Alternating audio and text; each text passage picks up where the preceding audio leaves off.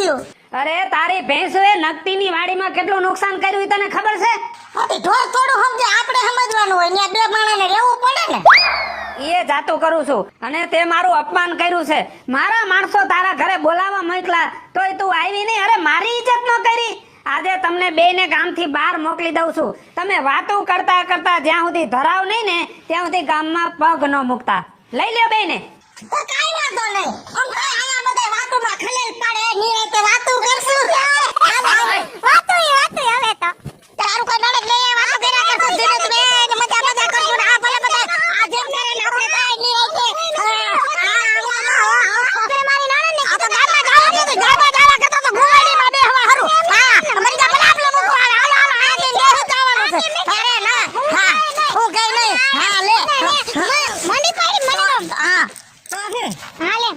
હવે સાંભળો નકટીમાં. હા